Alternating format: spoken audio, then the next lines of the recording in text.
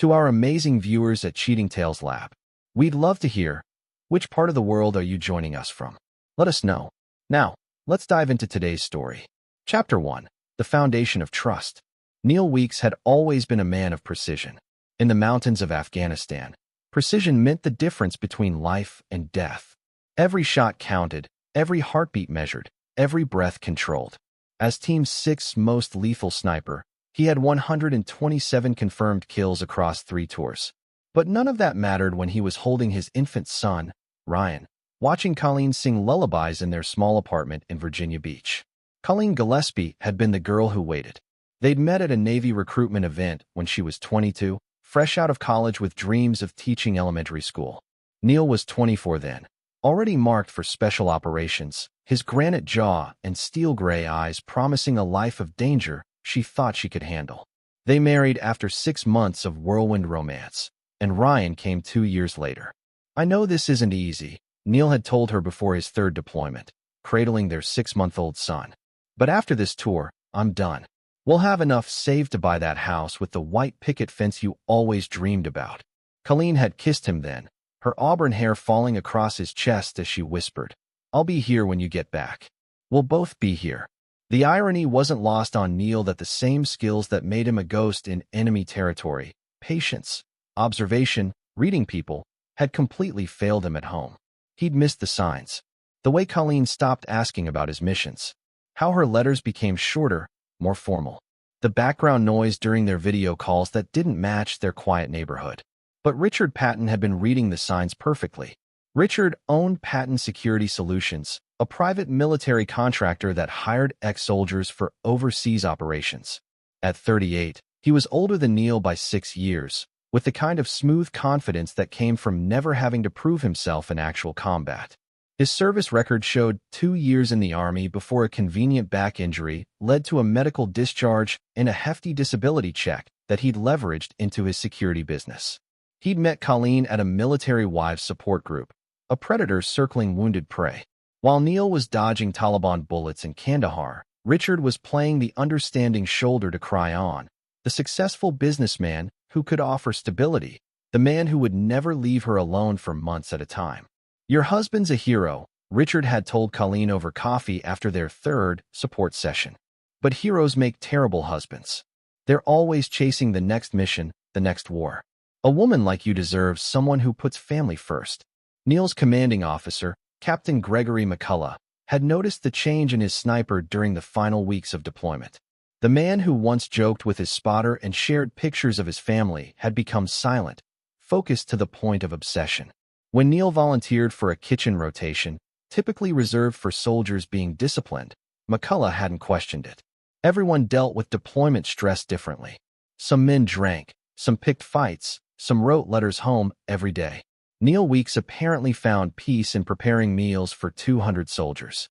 McCullough had no way of knowing that Neil was monitoring every communication channel, reading every intelligence report, building a complete picture of the network of informants and contractors operating in their area.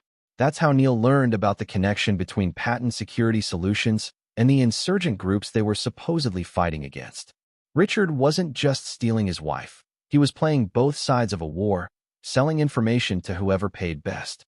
But Neil kept that knowledge to himself, filing it away like ammunition for a weapon he wasn't ready to fire. The call came during Neil's self-assigned kitchen duty on a Tuesday morning in October. He was alone in the prep area, methodically cleaning weapons that didn't need cleaning, when his personal phone buzzed with an unknown number. "Hello, Neil." Richard's voice was smooth, confident, tinged with the satisfaction of a man who thought he'd already won. "I think it's time we talked." Chapter 2. The phone call that changed everything. Neil's hand didn't shake as he held the phone. 3 years of sniper training had taught him to control every involuntary response, even when his world was crumbling. He listened to Richard's laughter, the cruel pleasure in the man's voice as he delivered each calculated blow. "Your pathetic mother is dead, and your brat is next." In the background, clear as a sniper's scope, Neil heard Ryan screaming, "Daddy, save me." The sound cut through his chest like shrapnel, but his voice remained steady. "What do you want, Patton? I want you to know that your wife doesn't need a coward anymore. She's got a real man now." Richard's voice grew closer to the phone, more intimate. You sitting in that kitchen, playing house with the soldiers? Colleen told me about your little breakdown. How you can't handle the pressure anymore. Neil's mind cataloged every word, every inflection. Richard was calling from their home. He could hear the distinctive creak of the front porch in the background, the one Neil had been meaning to fix before deployment. The bastard wasn't just sleeping in his bed. He was making himself at home. Let me talk to my son. Your son? Richard laughed again. Ryan calls me daddy now. Has for months. Amazing how quickly kids adapt when they're not abandoned by their real fathers. The line went quiet except for the sound of movement. Then Colleen's voice came through, sharp and cold. Don't come back, Neil. We don't need a coward. The words hit harder than any bullet Neil had ever dodged. This was his wife, the woman who'd promised to wait, the mother of his child, speaking with a voice he didn't recognize. But underneath the cruelty, Neil's trained ear caught something else, fear.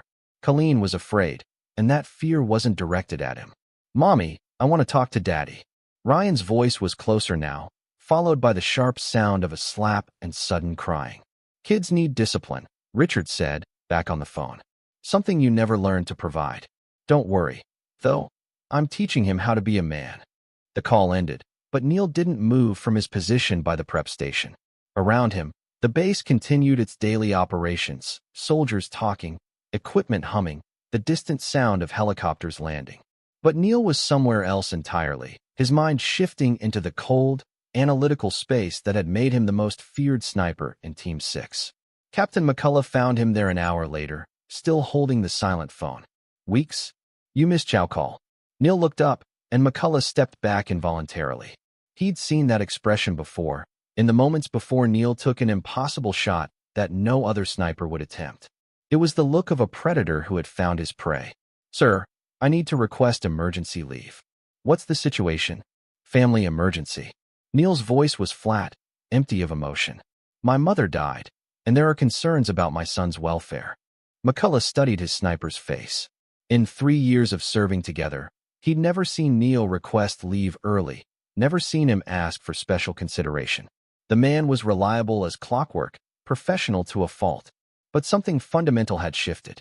I'll approve the leave, McCullough said finally. But Weeks? Whatever you're thinking of doing back home. I'm thinking of protecting my family, sir. The Neil Weeks I know protects people within the bounds of the law. Neil's smile was thin, dangerous. The Neil Weeks you know never had someone threaten his child, sir. That evening, Neil made 2 phone calls. The first was to Jeremiah Salas, his former spotter who now worked private security in the States. Jerry owed Neil his life 3 times over and had always said he'd return the favor without questions asked. I need surveillance on a house in Virginia Beach, Neil said without preamble. Complete package, cameras, audio, movement tracking. And I need a full background workup on a man named Richard Patton. How complete? Jerry's voice was professional, understanding. The kind that finds everything. Financial records, business associates, criminal history, personal habits. Everything. Timeline. Yesterday. The second call was to his mother's lawyer, confirming what he already suspected. Margaret Weeks had died of a heart attack 3 days ago. The funeral was scheduled for Friday.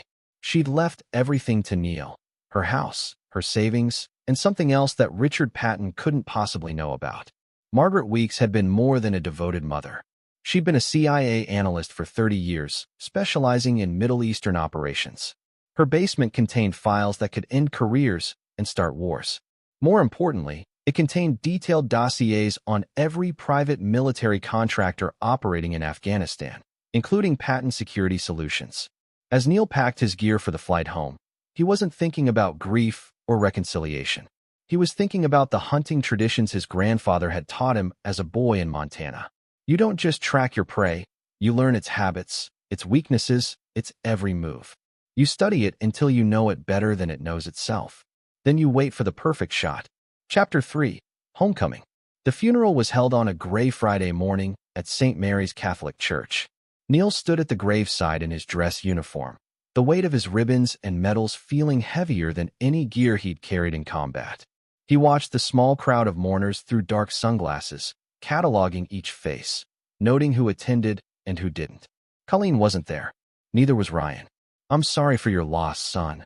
Father Jonathan Potter had known Neil since childhood, had presided over his wedding to Colleen. The priest's eyes were kind but troubled. Your mother was a remarkable woman. She spoke of you often, worried about you constantly. Did she say anything else recently? About our family? Father Potter hesitated. She came to confession 2 weeks before she died. I can't share the details, but she was carrying a heavy burden. She mentioned being afraid for Ryan's safety. Neil's grandmother, Penny Weeks, approached as the last shovelful of dirt covered Margaret's casket. At 84, she was sharp as ever, her blue eyes missing nothing. That woman didn't deserve to be buried next to your grandfather, she said without preamble, gesturing toward the empty space where Margaret now lay. But she had her reasons for the choices she made. Come to the house tonight. There are things you need to see. The Weeks family home sat on 5 acres outside Virginia Beach, a sprawling farmhouse that had belonged to the family for 4 generations. Neil had grown up here, learned to shoot in the back 40, spent summers helping his grandfather repair everything from tractors to radios. Now it felt like returning to a different world. Jeremiah Salas was waiting in the kitchen, a laptop open on the scarred wooden table where Neil had done his homework as a child. Jerry looked older than his 32 years, his left arm still slightly stiff from the shrapnel that had ended his military career. Got your intel package, Jerry said, sliding a thick folder across the table. Your boy Richard is interesting reading. Neil opened the folder and began scanning the documents. Financial records showed Patent Security Solutions was highly profitable, with contracts throughout the Middle East and Africa. But the profit margins were too high, the client list too diverse. Nobody made that much money in legitimate security work. He's running weapons, Neil said, reading between the lines of innocuous shipping manifests and client agreements. Gets better. 3 of his employees have been arrested for arms trafficking in the past 2 years. All 3 died in custody before trial. Very convenient. Neil flipped to the surveillance photos Jerry had taken. Richard and Colleen at dinner, Richard picking up Ryan from school, Richard in Neil's driveway washing Neil's car. The bastard wasn't just stealing his family. He was erasing him entirely. There's something else, Jerry said quietly. Your boy's got a history with military wives. Found 3 other cases in the past 5 years. Same pattern. Targets deployed soldiers' families, moves in on the wives, gains access to the houses. Looking for what? Information. Equipment. Access codes. Your average soldier doesn't have much worth stealing, but special operations guys? They've got contacts, clearances, knowledge that's worth real money to the right buyers. Neil's blood went cold. His home office contained classified materials, tactical manuals, contact information for assets across 3 continents. If Richard had access to that intelligence, how long has he been in my house? Based on the surveillance? At least 6 months. But Neil, there's something else you need to see. Jerry opened his laptop and showed Neil a series of audio files. I placed listening devices yesterday while they were out. This was recorded this afternoon. Richard's voice filled the kitchen. The transfer happens tomorrow night. Ahmed's people will take delivery at the warehouse, and our Afghan contact confirmed the shipment manifest includes the special items. Colleen's voice, barely recognizable. What if Neil comes back early? What if he finds out? Neil's not coming back. And even if he did, what's he going to do? Report me? With what evidence? He's got no proof of anything. But his mother's funeral. His mother's dead, his wife hates him, and his kid thinks I'm daddy. Neil Weeks is finished. Tomorrow night, we complete the last shipment, and then we disappear. You, me, and Ryan. New identities, new life, more money than we could spend in 3 lifetimes. The recording continued, but Neil had heard enough. They weren't just stealing his family. They were planning to kidnap his son and disappear forever. Penny Weeks appeared in the doorway, moving silently despite her age. Jerry, would you give us a few minutes? After Jerry left, Penny led Neil down to the basement. Behind a false wall that Neil had never known existed, she revealed Margaret's private office. The room was lined with filing cabinets, multiple computers, and communication equipment that belonged in a government facility. Your mother wasn't just a CIA analyst, Penny said. She was running assets, coordinating operations, managing intelligence networks across 4 continents. When she retired, she kept working privately. Some of her contacts became very wealthy men with very dangerous enemies. Neil opened one of the files and found detailed surveillance reports on Richard Patton dating back 18 months. Margaret had been watching him, documenting his activities, building a case. She knew about Colleen's affair. She knew Richard was targeting your family specifically. Not for romance, for intelligence. Your security clearance, your contact network, your knowledge of special operations protocols. Margaret tried to warn Colleen, but the girl wouldn't listen. At the bottom of Margaret's file was a single sheet of paper, a handwritten note addressed to Neil. If you're reading this, they've made their move. The weapons shipment tomorrow night will include chemical weapons components stolen from army stores. Ahmad Hassan Sel intends to use them against American targets. Stop them. Save Ryan. Make them pay. Mom. Neil closed the file and looked at his grandmother. Did she have a plan? Penny smiled, and for a moment Neil saw where he'd inherited his capacity for cold calculation. Your mother always had a plan. The question is, are you prepared to be the man she raised you to be? Neil thought about Ryan's screams on the phone, about Colleen's cold dismissal, about Richard's laughter. He thought about 127 confirmed kills and what it meant to be a protector. Yes, ma'am. I am. Chapter 4, The Art of War. Dawn came gray and cold to the Weeks farmhouse, but Neil had been awake for hours, studying his mother's files by lamplight. Margaret's intelligence network was extensive: contacts in law enforcement, military contracting, international arms dealing, and darker corners of the intelligence world. Each contact was rated by reliability, capability, and what favors they owed. The most interesting entry was for a man named Andres McKenzie, listed simply as the cleaner, level 5 asset, unlimited authorization. Neil dialed the encrypted number at precisely 0600. McKenzie Logistics. The voice was gravelly, professional. This is Eagle 7. I'm calling in Margaret's marker. A pause. Eagle 7 has been confirmed dead for 3 years. Eagle 7 was never dead. Eagle 7 was just working under a different name. Check your authentication protocols. Another pause, longer this time. Authentication confirmed. I'm sorry for your loss, Mr. Weeks. Your mother was a remarkable woman. I need a clean entry team, surveillance equipment, and extraction capabilities. Target is domestic, time-sensitive, involves child endangerment and international arms trafficking. Timeline: 18 hours. Budget. Neil looked at his mother's bank statements. Margaret Weeks had been more than careful with her money. Unlimited.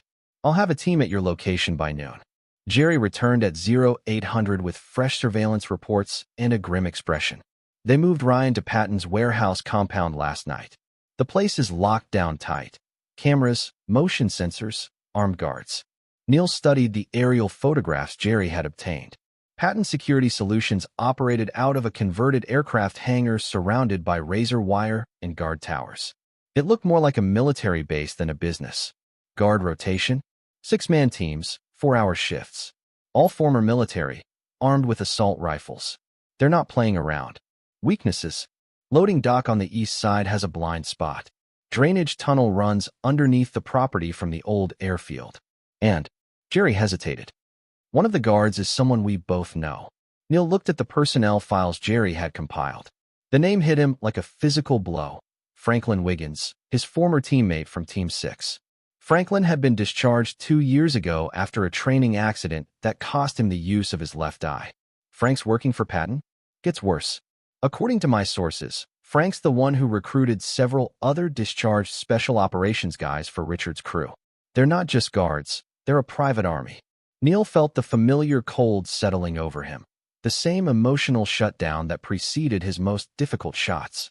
Franklin Wiggins had saved his life in Fallujah and shared foxholes with him through 2 deployments. But Franklin had also chosen his side, and it wasn't Neil's. The McKenzie team arrived at noon in 3 unmarked vans. Andres McKenzie looked like an accountant, average height, thinning hair, wire-rimmed glasses. But his eyes held the same predatory intelligence Neil recognized in mirrors. Mr. Weeks, I've reviewed your mother's files on this situation. Quite comprehensive. She anticipated several scenarios for resolving this matter. Neil led McKenzie to Margaret's basement office, where maps of Patton's compound covered every surface. Red lines marked entry points. Blue circles indicated security cameras. Yellow triangles showed guard positions. What did she recommend? Mackenzie spread additional diagrams across the table. Your mother favored surgical strikes over brute force. She identified 17 points of failure in Patton's operation: financial, legal, personal, and operational. Her plan was to attack all 17 simultaneously, creating chaos that would force Patton into mistakes. I don't have time for 17-point plans. They're moving tonight. Then we accelerate the timeline. Mackenzie's smile was thin and professional. Your mother also provided contingency plans for immediate action. Tell me, Mr. Weeks, how committed are you to keeping your hands clean? Neil thought about Ryan's terrified voice, about Margaret's warning about chemical weapons, about the weight of protecting innocent lives versus the luxury of moral absolutes. My hands haven't been clean since I joined the Navy. What do you need me to do? The plan Mackenzie outlined was elegant in its simplicity.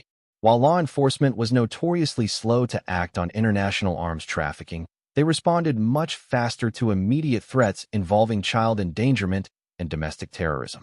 All they needed was sufficient evidence to justify immediate action.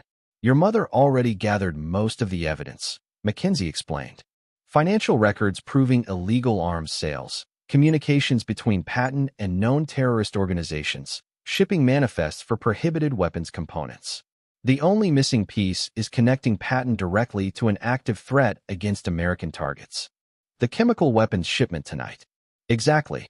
If we can document Patton personally overseeing the transfer of chemical weapons to Ahmad Hassan's cell, law enforcement will have no choice but to act immediately.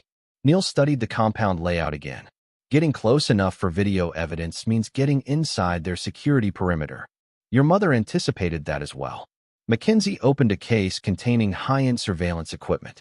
Micro cameras, directional microphones, real-time transmission capabilities. But the equipment requires someone with advanced tactical training to deploy it effectively. Someone who can move through hostile territory undetected. Someone who can make the impossible shot when everything depends on it. As evening approached, Neil prepared his gear with the methodical precision of a man preparing for war. Black tactical clothing, night vision equipment, communications gear, and his custom rifle, a .308 Winchester that had never missed its target across 3 deployments. But this mission wasn't about killing. It was about saving his son and exposing the truth. The killing, if necessary, would come later. Jerry and the Mackenzie team would provide overwatch and communications support. Local FBI contacts, alerted by Margaret's network, would be standing by to act on any evidence Neil could provide. Everything depended on documenting Patton's involvement in the weapons transfer. As Neil checked his equipment one final time, Penny Weeks appeared in the basement doorway. Your grandfather would be proud, she said quietly. He always said the hardest battles are the ones where you fight for family against people you once trusted. Did he ever have to fight friends? In Korea, his best friend turned black market profiteer, selling medical supplies while American soldiers died from treatable wounds. Your grandfather tried reasoning with him first. What happened? Penny's smile was cold as winter. Some people mistake mercy for weakness. They only understand strength. Your grandfather made sure his friend understood. Neil shouldered his rifle and kissed his grandmother's cheek. I'll bring Ryan home. I know you will. And Neil, your mother left one more thing for you. She handed him a small device that looked like a garage door opener. Insurance policy. If things go very badly tonight, press the button. Your mother spent 40 years preparing for the possibility that her work might endanger her family. Neil didn't ask what the device would do. Some questions were better left unanswered until the moment you needed to know. Chapter 5. Into the Lion's Den. The drainage tunnel beneath Patton's compound smelled of rust and decades-old concrete. Neil moved through the darkness like a shadow, every step calculated to avoid the motion sensors he knew would be positioned along the route. The tunnel emerged near the compound's eastern wall, exactly where Jerry's intelligence had indicated. Through his night vision scope, Neil could see the guards making their rounds. Franklin Wiggins was easy to identify despite the eye patch. His distinctive gait and the way he favored his left shoulder made him stand out. For other guards patrolled the perimeter, their routes overlapping in a pattern designed to eliminate blind spots.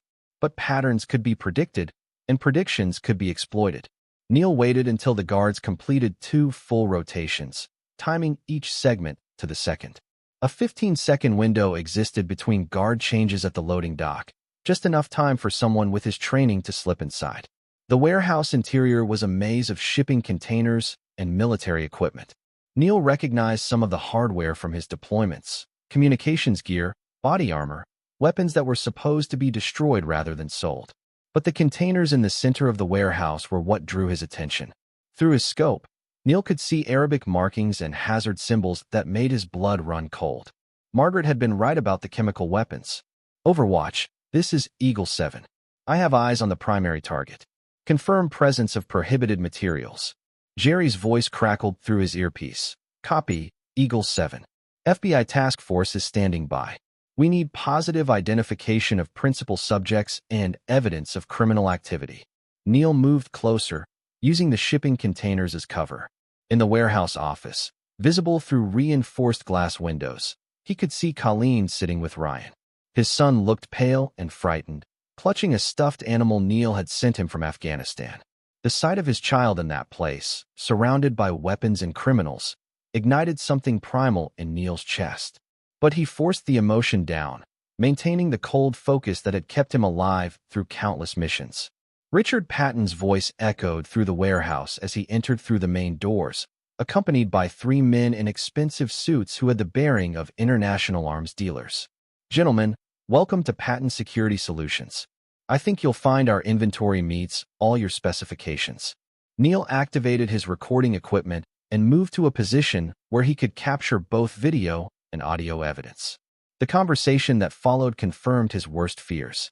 The chemical components are exactly what Ahmad requested, Richard was saying, pointing to the marked containers.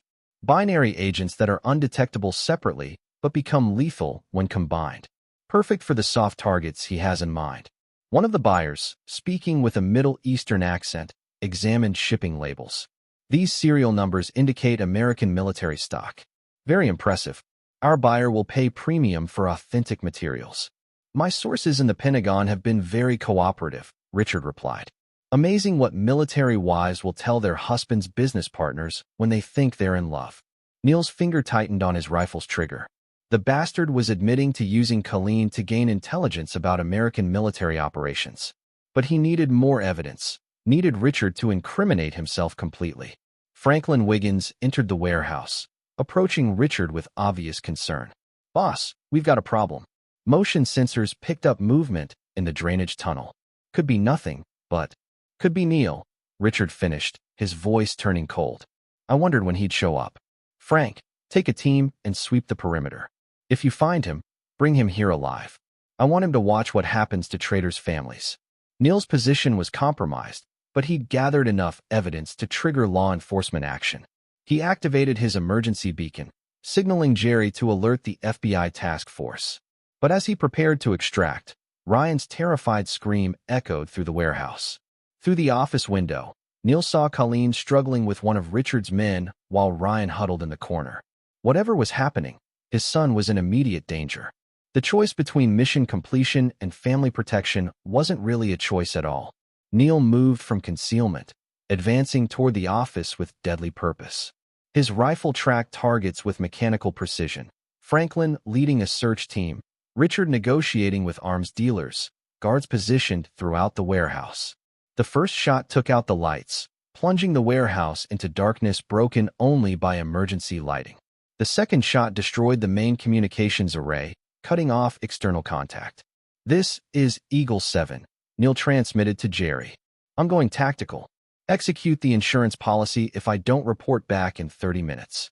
He switched to night vision and became what 3 deployments had trained him to be, a ghost in the dark, hunting men who had made the mistake of threatening his family. Franklin's voice echoed through the warehouse. Neil, I know you're in here. Let's talk this through like soldiers. Neil's response came in the form of a precisely placed shot that shattered a spotlight inches from Franklin's head. The message was clear. There would be no talking. The hunt had begun. Chapter 6, Predator and Prey. Neil moved through the darkened warehouse like death itself, using shadows and shipping containers to mask his approach. His night vision gave him a decisive advantage, but Franklin and his team weren't amateurs. They adapted quickly, using disciplined fire and movement tactics to systematically clear the warehouse. Spread out, Franklin commanded. He's got night vision. but he's one man against 6. Box him in and force him into the open. But Franklin was thinking like a soldier, not like a predator. Neil wasn't trying to hold territory or eliminate all threats. He had one objective: reach his son and extract him safely. Everything else was secondary. A guard moved too close to Neil's position, and Neil struck with silent efficiency. The man dropped unconscious, his weapon and radio disappearing into the darkness. One by one, Neil reduced their numbers while remaining invisible. Richard's voice echoed from the office area. "Neil, I know you can hear me. Come out now, or your son pays the price." Through his scope, Neil could see Richard holding a pistol while Colleen pleaded with him to let Ryan go. The child was pressed against the far wall, tears streaming down his face. Neil had clear shots at Richard through the office windows, but the angle was wrong. Any missed shot could endanger Ryan, and even a successful shot might trigger a reflexive response that could harm his son. He needed a different approach. "Franklin," Neil called out, his voice echoing from multiple directions as he used the warehouse acoustics to mask his position. "You want to talk? Let's talk about why you're helping a man who sells weapons to terrorists." "Neil, you don't understand the full situation," Franklin replied, his voice strained. "Richard's operation isn't what you think." "I understand perfectly." Neil's voice seemed to come from everywhere at once. "Richard's selling American military equipment to Ahmad Hassan's cell. Equipment they plan to use against American targets. And you're helping him do it." A pause. Then Franklin's voice, quieter. "The chemical weapons, those aren't for sale. Richard told us they were for disposal. Look around you, Frank. Use your eyes. Those containers are marked for shipment, not disposal. How much did he pay you to forget everything you swore to protect?" Neil was gambling that Franklin's loyalty to Richard was based on lies, that his former teammates still had enough honor left to choose the right side when confronted with the truth. The gamble paid off. "Stand down," Franklin shouted to his remaining men. "Weapons down now." "Franklin, what the hell are you doing?" Richard's voice carried clearly from the office. "I'm remembering who I used to be," Franklin replied, moving toward the office area. "Before I let money make me forget my oath." Richard's response was a muzzle flash as he fired through the office window. Franklin dove for cover, but not quickly enough. The shot caught him in the shoulder, spinning him around and sending him crashing into a shipping container. "Anyone else want to develop a conscience?"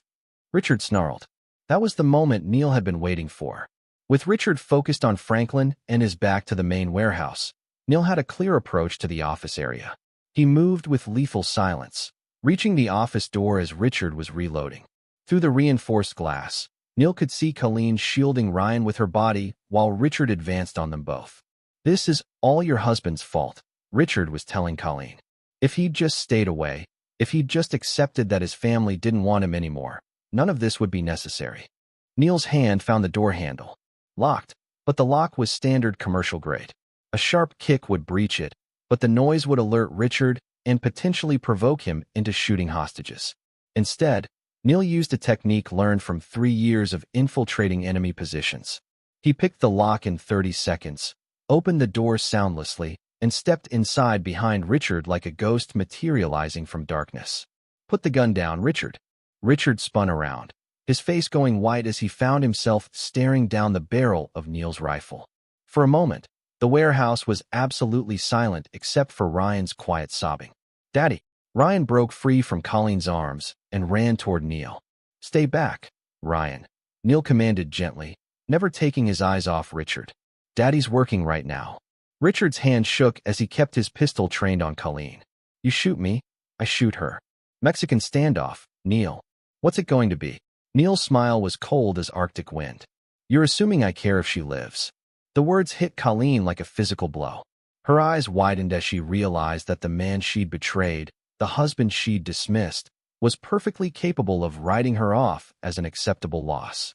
"Neil, please," she whispered. "I made a mistake. I was scared and lonely, and—" "You were a grown woman who made choices," Neil replied, his rifle never wavering from Richard's center mass. "You chose to believe his lies. You chose to betray our marriage. You chose to put our son in danger. You chose to work with a man who sells weapons to terrorists." Richard backed toward the office window, dragging Colleen with him. "You're not going to shoot, Neil. You're too much of a Boy Scout. Too much honor, too much conscience." That's always been your weakness. Neil's finger moved to the trigger. You're right. I am honorable. That's why I'm going to give you exactly 10 seconds to release my son's mother and surrender. And if I don't, then I'm going to show you what honor looks like when it's protecting family from vermin. The count began. 10. Richard's eyes darted around the office, looking for escape routes that didn't exist. 9. Outside the office, Neil could hear sirens approaching. Jerry had called in the FBI task force. 8. Richard pressed his gun harder against Colleen's temple. I'll kill her, Neil. I swear I'll. 7. Neil's scope centered on Richard's forehead, the same precision that had eliminated 127 threats across 3 deployments. 6. Richard's nerve broke.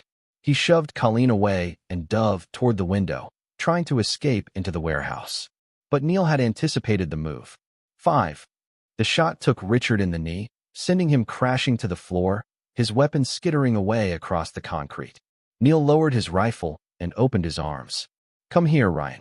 His son ran to him, small arms wrapping around Neil's neck with desperate strength. For the first time in 18 months, Neil felt complete. I knew you'd come, Daddy, Ryan whispered against his ear. I knew you'd save me. Neil held his son close and looked at Colleen, who was pressed against the office wall, staring at him with a mixture of fear and something that might have been regret. The FBI will be here in 2 minutes, Neil told her quietly. You're going to tell them everything Richard made you do, everything he threatened, everything he promised. You're going to cooperate completely with their investigation. And then what? She asked. Neil's eyes were empty of warmth or forgiveness. Then you're going to disappear from our lives forever. You made your choice, Colleen. Now you get to live with it. As federal agents swarmed the warehouse, Neil carried his son toward the exit, stepping over Richard's writhing form without a glance. The man who had tried to steal his family was no longer worth his attention. The real reckoning was yet to come. Chapter 7. The Reckoning Begins. 3 weeks after the warehouse raid, Neil sat in a federal courtroom watching Richard Patton's empire crumble. The evidence Margaret had gathered, combined with what Neil had documented during the raid, painted a picture of an international arms trafficking operation that stretched across 4 continents. Richard was facing charges of terrorism, arms trafficking, conspiracy, and kidnapping. The chemical weapons found in his warehouse were confirmed to be components for sarin gas, intended for an attack on 3 American shopping centers during the Christmas season. Ahmad Hassan's cell had been planning to kill thousands of innocent civilians. But Neil's attention wasn't on Richard. His focus was on Colleen, sitting in the witness box under oath, finally telling the truth about her involvement in the operation. Mr. Patton told me that my husband was unstable, she testified, her voice barely audible. He said Neil was suffering from PTSD and might become dangerous when he returned from deployment. He convinced me that cooperating with his business would protect my son. The federal prosecutor, a sharp woman named Vicki Pennington, pressed for details. What specific information did you provide to Mr. Patton? Neil's deployment schedule, his security clearances, the names of his military contacts. Richard said he needed the information to monitor threats against military families. Did you ever suspect that Mr. Patton was using this information for illegal purposes? Colleen's eyes found Neil's across the courtroom. He stared back without expression, his face as cold as stone. Not until it was too late. When I tried to end the relationship, Richard threatened to hurt Ryan if I didn't continue cooperating. Neil knew she was lying. The recordings Jerry had captured proved that Colleen had been a willing participant until the very end, motivated by money and the promise of a new life rather than fear. But her cooperation was securing convictions that would put Richard and his associates away for life. That was all that mattered for now. After the hearing, Neil walked out of the courthouse with Ryan's hand in his. His son had been staying with Penny while the legal proceedings unfolded, but today marked the beginning of their new life together. Daddy, is Mommy going to jail too? Ryan asked as they reached Neil's truck. Mommy's going to go away for a while, Neil said carefully. But you and I are going to be fine.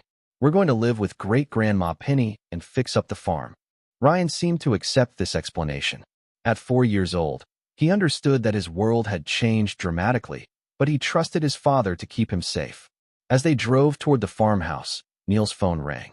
Jerry's name appeared on the display. Turn on the news, Jerry said without preamble. Channel 7. Neil pulled over and switched on the radio. The news anchor's voice filled the truck.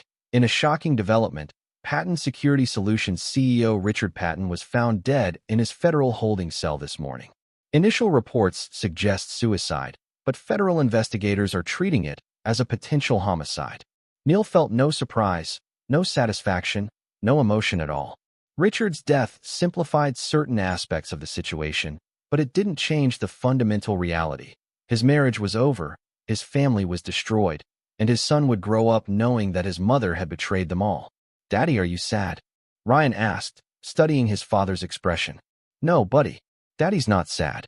Daddy's just thinking about the future." That evening, Neil sat on the farmhouse porch with Penny, watching Ryan play with the dog in the front yard. The scene was peaceful, domestic, normal. But Neil knew it was built on foundations of violence and betrayal that would never fully heal. "You're planning something," Penny observed. "I can see it in your eyes. The same look your grandfather had when he came back from Korea." Neil didn't deny it.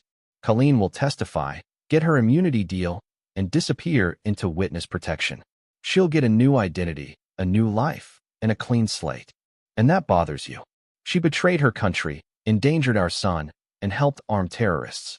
In 6 months, she'll be living comfortably under a new name while the families of Richard's victims are still burying their dead."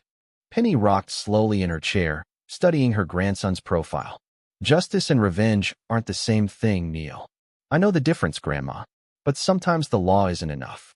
And sometimes revenge destroys the man seeking it more than it hurts his enemies." Neil considered this. Ryan deserves to grow up knowing that actions have consequences. That betrayal isn't something you walk away from without paying a price. Ryan deserves to grow up with a father who isn't consumed by hate. He'll have that father. But first, I'm going to finish what Mom started. Neil pulled out Margaret's files, which contained detailed dossiers on 17 other military contractors operating similar schemes. Richard's operation had been just one tentacle of a larger network that preyed on military families and sold American secrets to the highest bidders. Mom spent 3 years building cases against all of them, Neil explained. Richard's arrest was supposed to trigger a domino effect that would bring down the entire network. But with him dead, the others are scrambling to cover their tracks. "So you're going to help them along?" Neil smiled for the first time in weeks. "I'm going to complete Mom's mission, one target at a time, until every last one of them pays for what they've done." Penny was quiet for a long moment, watching Ryan chase fireflies in the gathering dusk. "Your grandfather always said that the hardest part of any war is knowing when it's over. This war isn't over, Grandma. It's just beginning." That night, after Ryan was asleep, Neil descended to Margaret's basement office and began planning the systematic destruction of 17 criminal enterprises. Each operation would be perfectly legal, using Margaret's intelligence network and documented evidence to expose crimes that law enforcement had failed to detect. But the men behind those crimes would discover that some forms of justice operated outside the courtroom, and some reckonings couldn't be avoided by hiring expensive lawyers or disappearing into witness protection programs. Neil Weeks was going to war again. This time, the battlefield was American soil, and the enemy had made the fatal mistake of threatening his family. Chapter 8. The Network Falls. 6 months later, Neil stood in another federal courthouse, this time in Detroit, watching the third major arms trafficking ring collapse under the weight of evidence Margaret had assembled years earlier. The defendant's table was occupied by Brian Lamb, a former Army colonel who had been selling military-grade night vision equipment to insurgent groups in Syria. Neil's methodical campaign against Margaret's target list had been devastatingly effective. Using his mother's intelligence network and Andres Mackenzie's resources, he had orchestrated the downfall of 12 criminal enterprises in 6 months. Each operation appeared completely legal: anonymous tips to law enforcement, leaked documents to investigative journalists, financial audits triggered by suspicious transactions. But Neil's enemies knew they were being hunted. Mr. Weeks. The voice belonged to Vincent Hanna, a man who appeared in Margaret's files as both ally and threat. Hanna had been CIA for 20 years before going private, and his current loyalties were unclear. Neil didn't turn around. "Mr. Hanna, you've been busy since your mother's funeral. 12 arrests, 8 convictions so far, millions in seized assets. Margaret would be proud. Is there a point to this conversation?" Hanna moved to stand beside Neil at the courtroom railing. "The point is that you've made powerful enemies. The remaining names on your mother's list aren't small-time operators like Richard Patton. They're connected, protected, and very dangerous. Neil finally looked at Hannah. Are you warning me or threatening me? I'm offering you a choice. Walk away now, take your son, and disappear. My organization can provide new identities, protection, a chance at a normal life. In exchange for what? In exchange for forgetting about the 5 names left on your list.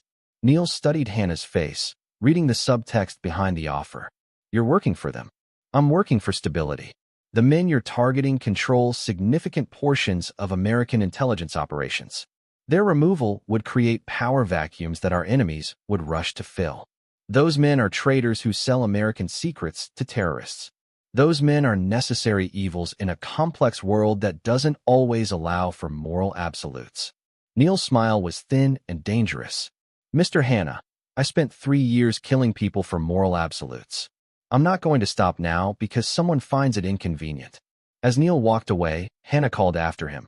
Your son is 4 years old, Mr. Weeks. Is your revenge really worth making him an orphan? That evening, Neil returned to the farmhouse to find Jeremiah Salas waiting in the kitchen with a tactical vest and an assault rifle. Jerry's face was grim, professional, the expression of a soldier preparing for combat. We've got company coming, Jerry announced. Mackenzie's sources picked up chatter about a contract on your head. 3 teams, military-trained, arriving tonight. Neil looked through the kitchen window, toward the barn where Ryan was helping Penny feed the horses. His son was laughing, completely unaware that his father's war had finally come home. How long do we have? Maybe an hour. I've got 4 men positioned around the property, but these aren't amateurs. They'll have superior numbers and equipment. Neil descended to Margaret's basement and activated systems his grandmother had shown him weeks earlier. Hidden throughout the farmhouse were surveillance cameras, motion sensors, and defensive measures that Margaret had installed during her CIA years. Jerry, get Ryan and Grandma to the safe room. Lock it down and don't come out until I give the all clear. Neil, you can't take on 3 teams by yourself. I'm not by myself. Neil indicated the array of monitors showing the farmhouse's defensive perimeter. Mom left me everything I need. As Jerry evacuated Ryan and Penny to the underground safe room Margaret had constructed decades earlier, Neil transformed the farmhouse into a fortress. Motion-activated floodlights, automated weapons systems, communication jammers. Margaret's paranoia had created the perfect killing ground. The first assault team approached from the south, moving with the disciplined precision of special operations veterans. Neil watched them advance through thermal imaging cameras, counting weapons, identifying equipment, planning his response. These men weren't here to arrest him. They were here to eliminate a threat to their employer's criminal enterprises. Neil's response was swift and devastating. Remotely activated Claymore mines eliminated the first team's advanced scouts. Automated machine gun emplacements forced the remaining attackers into predetermined kill zones. Within 15 minutes, Team 1 was completely neutralized. Teams 2 and 3 adapted quickly, using explosives to breach the house's outer defenses and advancing under cover of smoke grenades. But they were fighting on ground Neil had studied for months, against systems designed by a woman who had survived 40 years in the intelligence world by being more paranoid than her enemies. The battle raged for 2 hours, but the outcome was never in doubt. When dawn broke over the farmhouse, Neil stood alone among the bodies of 15 men who had made the mistake of threatening his family. As he surveyed the aftermath, Neil's phone buzzed with a text message from Vincent Hannah. Point taken. The remaining names on your list have been forwarded to federal authorities. Your mother's work is complete. Neil deleted the message without responding. Hannah could claim credit for the arrests if it helped him save face with his superiors. The important thing was that Margaret's mission was finally finished. Ryan emerged from the safe room later that morning, after Jerry had cleared the evidence of the night's battle. To the 4-year-old, it looked like his father had simply been working on farm projects. Did you fix everything, Daddy? Ryan asked, wrapping his small arms around Neil's leg. Neil lifted his son and looked out across the farmland that had belonged to their family for 4 generations. The war was over. The enemies were defeated. The future stretched ahead like an empty highway. Yes, buddy. Daddy fixed everything. Chapter 9. The Price of Victory. 2 years had passed since the night Vincent Hannah's mercenaries died on the Weeks family farm. The official story, carefully crafted by federal investigators, attributed the incident to a gang war between rival arms dealers. Neil's name never appeared in any reports. The remaining criminals on Margaret's list had been quietly arrested over the following months. Some pleaded guilty to avoid trials that would expose the full scope of their operations. Others simply disappeared, their fates known only to the intelligence agencies that had finally decided they were more liability than asset. Neil stood in the kitchen of the renovated farmhouse, watching 6-year-old Ryan feed chickens in the backyard. His son had grown into a confident, happy child who knew nothing of the violence that had shaped his early years. That ignorance was Neil's greatest victory. The legal proceedings had concluded 18 months ago. Colleen had fulfilled her cooperation agreement and vanished into witness protection. Neil had received divorce papers signed by a woman whose new name he would never know. She was legally dead to them, which felt appropriate. "Package for you," Penny announced, entering the kitchen with a thick manila envelope. At 86, she was still sharp, still observant, still protective of her family. Neil recognized the return address, Hannah Strategic Consulting. He opened the envelope and found a single photograph and a brief note. The photograph showed Colleen sitting at a cafe in what looked like a European city. She had changed her hair color and style, but her face was unmistakable. She looked older, harder, but alive and apparently healthy. The note was brief. "She's working as a translator for an NGO in Prague. Married name is Sarah Mitchell. Thought you should know she's using the languages you paid for her to learn. V.H."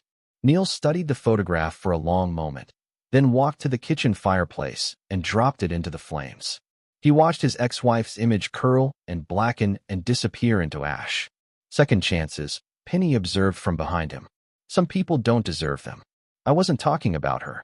Neil turned to face his grandmother, understanding dawning in his eyes. "You think I should move on? Find someone new?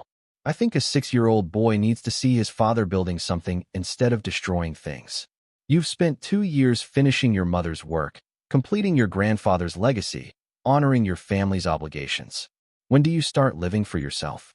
Through the window, Neil could see Ryan playing with a puppy they'd adopted from the local shelter.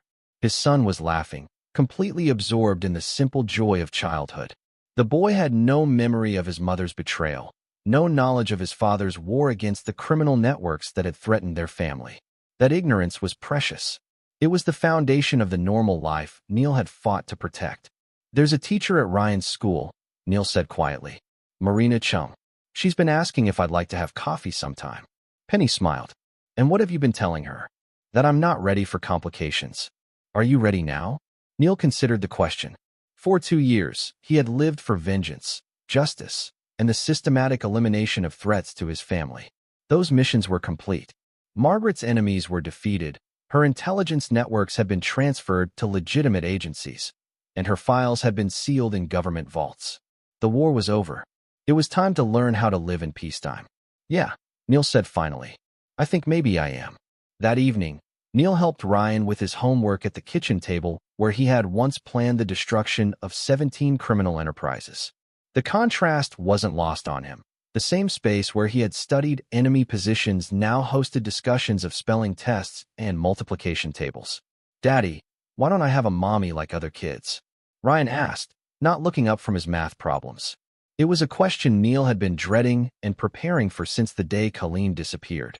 "Some families are different, buddy. Some kids live with their moms, some live with their dads, some live with grandparents. What matters is that the people who love you take care of you. Do you think my mommy loves me?" Neil felt something twist in his chest, not anger anymore, but something sadder and more complex. "I think your mommy loved you the best way she knew how. But sometimes people make choices that take them away from the people they love." Ryan nodded as if this explanation made perfect sense to him. "Ms. Chung said her daddy had to go away when she was little too. But she turned out okay." "You've been talking to Ms. Chung about your family?" "She asked why you never come to the school events." "I told her you're shy." Neil laughed despite himself. "Shy? Well, you never talk to the other parents. And you always look like you're watching for bad guys." Old habits died hard. Neil realized he had been treating every school function like a potential combat zone, automatically cataloging exits, identifying threats, positioning himself for maximum tactical advantage. The other parents probably thought he was antisocial or paranoid. Maybe I should work on that, Neil said. Maybe you should ask Ms. Chung to have dinner with us, Ryan suggested with the subtle manipulation that only 6-year-olds could master. I think she's lonely too.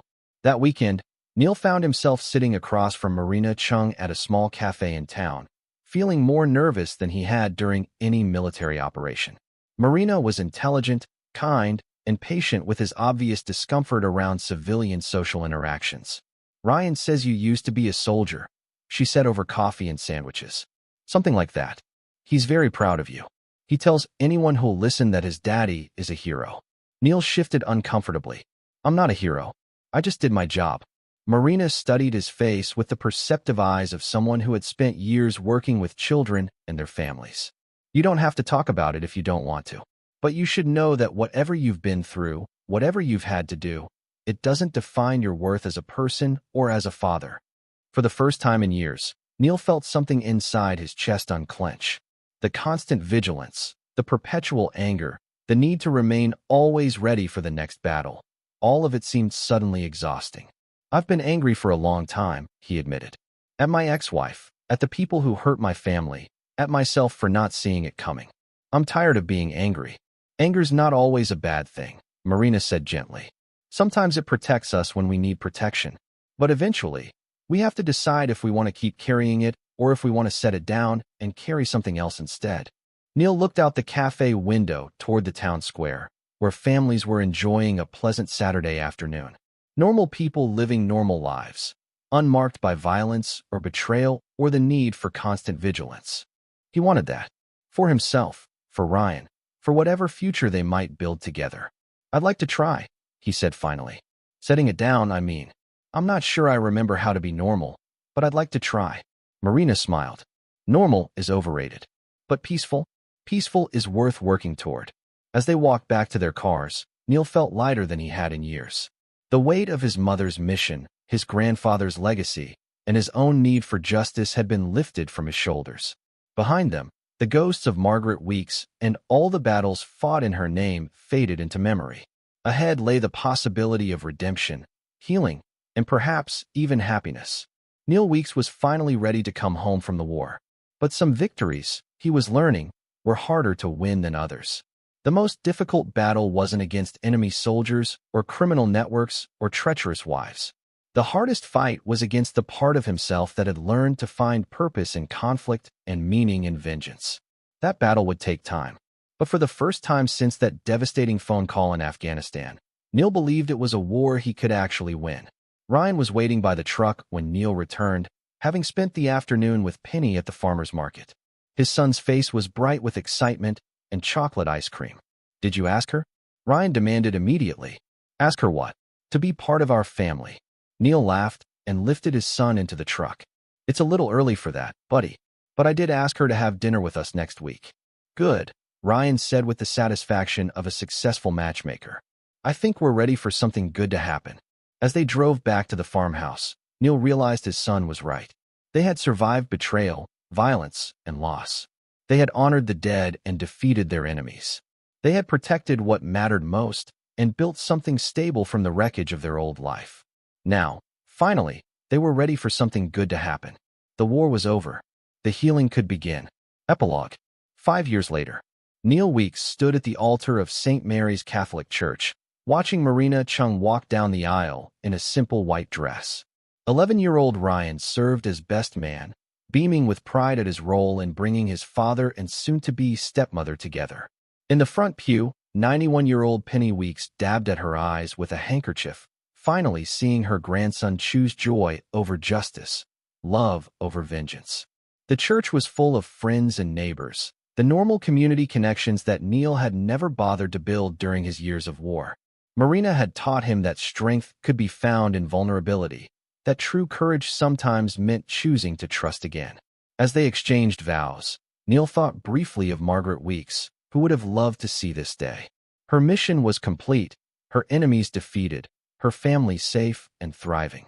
The intelligence networks she had built were now serving legitimate purposes, and the criminals she had tracked were serving life sentences or deeper justice. There were no more names on any lists. No more wrongs to right, no more battles to fight. For the first time in his adult life, Neil Weeks was simply a man in love, promising to build a future instead of settling debts from the past.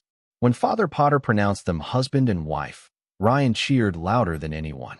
The boy who had once cowered in a criminal's warehouse was now a confident young man who had learned that families could be destroyed and rebuilt, that love was stronger than betrayal, and that some stories really did have happy endings.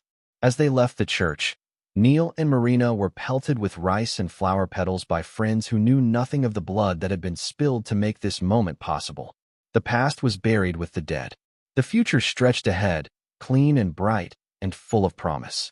Neil Weeks had finally come home from all his wars, but he kept his rifle cleaned and ready, just in case. After all, some lessons learned in blood should never be forgotten. This is where our story comes to an end. Share your thoughts in the comments section. Thanks for your time. If you enjoy this story, please subscribe to this channel. Click on the video you see on the screen, and I will see you there.